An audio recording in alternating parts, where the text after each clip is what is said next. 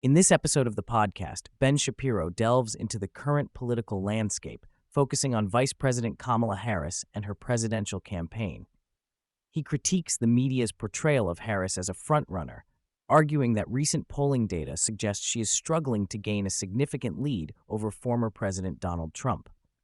Shapiro highlights a CNN poll indicating a tight race, with Harris at 48% and Trump at 47%. Emphasizing that this margin is effectively a dead heat. He points out that while Harris is performing well among independent women voters, her support among key demographics, such as black voters, is alarmingly low. Shapiro discusses the implications of Harris's polling numbers, particularly her weak performance among black voters, where she only garners 79% support compared to Trump's 16%. He notes that if Trump manages to secure even a fraction of the black vote, it could spell disaster for Harris's campaign. Additionally, he mentions that while Harris is leading among younger voters, her overall numbers are not strong enough to indicate a solid path to victory. The podcast also touches on Harris's strategy of avoiding tough questions and opting for friendly interviews, such as her upcoming sit-down with MSNBC's Stephanie Ruhle. Shapiro criticizes this approach, arguing that it reflects her vulnerability and lack of a well-defined public persona.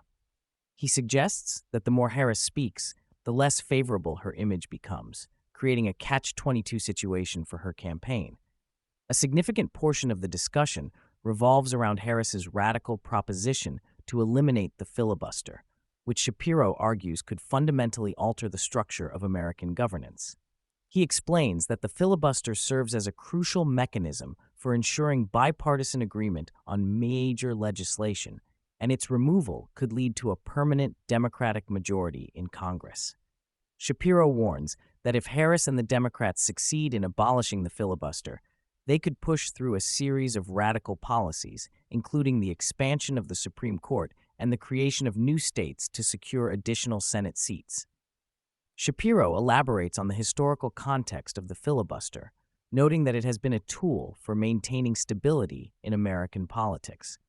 He argues that eliminating it would lead to a more volatile political environment, where policy swings dramatically with each election cycle.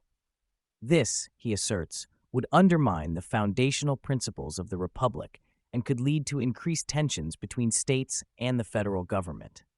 The podcast also highlights Harris's controversial policy positions, particularly her stance on abortion and criminal justice. Shapiro points out that Harris has been evasive about her previous positions, such as her support for decriminalizing sex work and her opposition to the death penalty.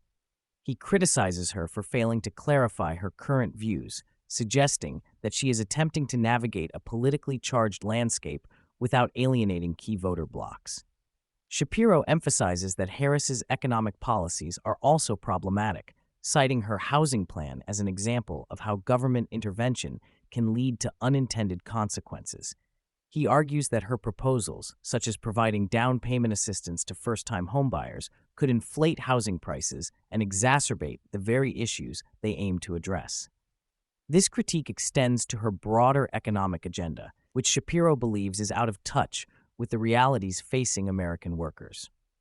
As the podcast progresses, Shapiro shifts focus to the international stage, particularly the ongoing conflict in the Middle East.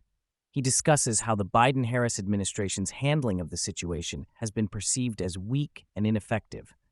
He argues that the administration's attempts to appease Iran and its proxies have only emboldened terrorist groups, creating a precarious situation for both Israel and the United States. Shapiro highlights the recent military operations conducted by Israel against Hamas and Hezbollah, praising their effectiveness while criticizing the Biden administration for its hesitance to fully support Israel. He suggests that the administration's reluctance to provide military aid is a reflection of its internal divisions and the influence of radical elements within the Democratic Party.